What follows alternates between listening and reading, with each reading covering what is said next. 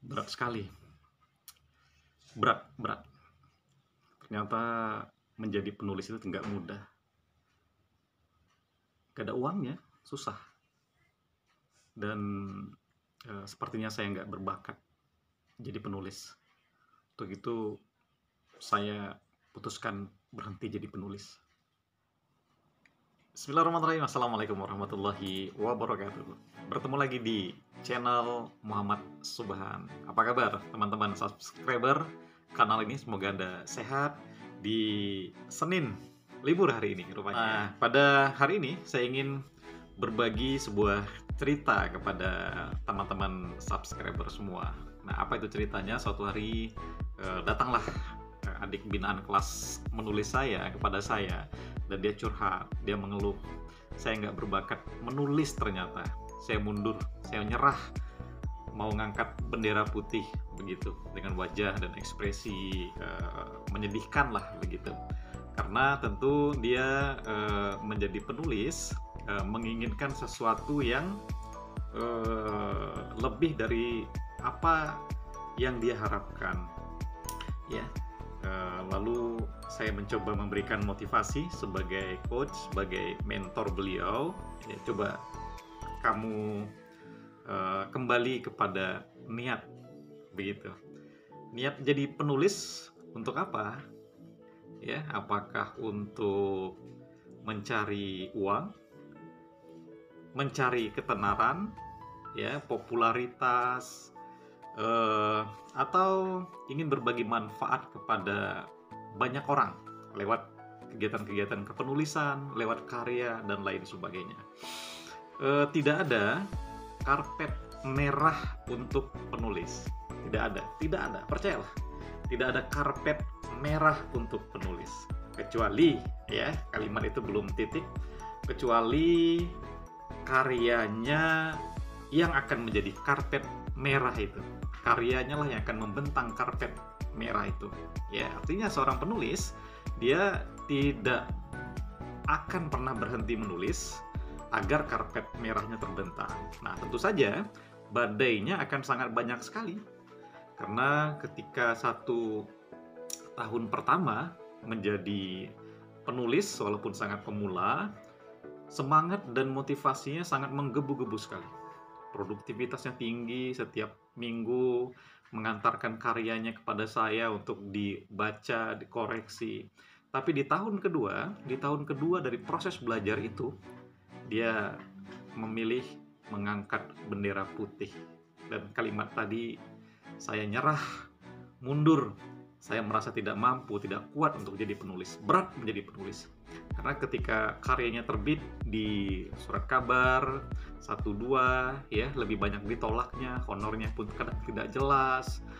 Kalaupun ada honornya kecil sekali, dan itu tidak bisa menjadi jaminan untuk hidup. Untuk sehari 2 hari barangkali bisa, tapi untuk seminggu, sebulan tidak punya jaminan untuk hidup dari honor tulisan yang sangat kecil itu. Nah, jadi saya berikan motivasi tadi. Pertama, kamu harus kembali kepada niat. Niat, mau apa jadi penulis? Apakah untuk popularitas, kaya, uang, ingin berbagi manfaat kepada banyak orang? Dan kalau niatnya diluruskan, maka yakinlah suatu hari nanti ketika kamu jadi penulis, semua ekspektasi, harapan kita itu akan terwujud.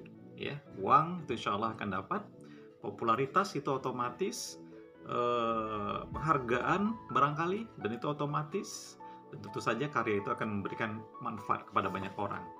Nah, itu yang pertama. Kemudian yang kedua, menjadi penulis itu tidak gampang, ya. Jadi harus istiqomah di jalur kepenulisannya. Dan saya kira ini berlaku untuk semua pekerjaan lainnya, untuk semua profesi lainnya. Kalau tidak istiqomah dengan pekerjaan itu, maka yakinlah pasti akan mundur, teratur, lalu hilang gitu. Lalu mencari pekerjaan lain yang menurut dia akan cepat mendatangkan uang.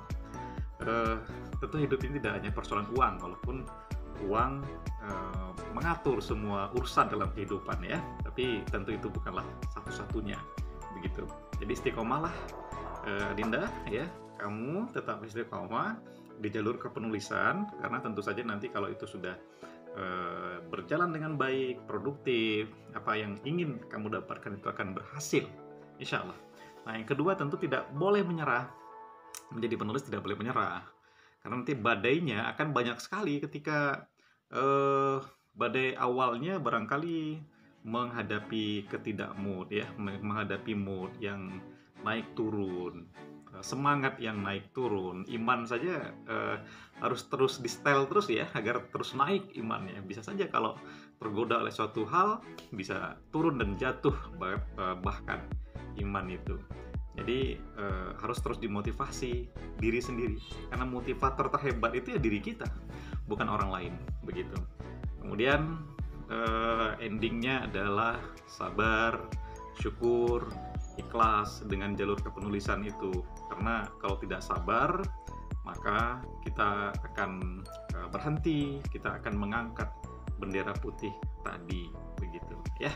Jadi pada teman-teman yang memutuskan untuk berada di jalur kepenulisan, yang pemula terutama, saya menyarankan untuk tetap sabar, istiqomah, kembali kepada niat.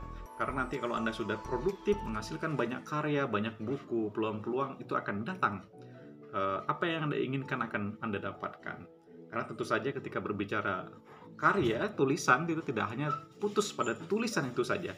Dia akan bisa berkembang kemana saja, bahkan buku itu bisa menyebar kemana saja, bisa dialih wahanakan ke media apa saja, bahkan difilmkan juga berpeluang.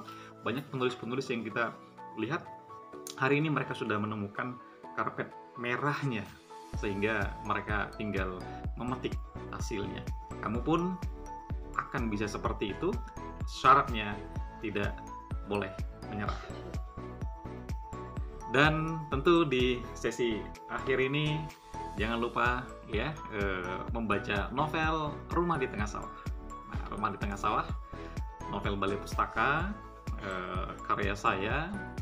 Silakan didapatkan di marketplace, seluruh marketplace ada, atau di toko buku online Balai Pustaka. Dan terima kasih kepada teman-teman yang sudah membaca novel Rumah di Tengah Sawah. Mudah-mudahan menginspirasi kamu. Dan reviewnya silakan ditulis di kolom komentar kanal ini.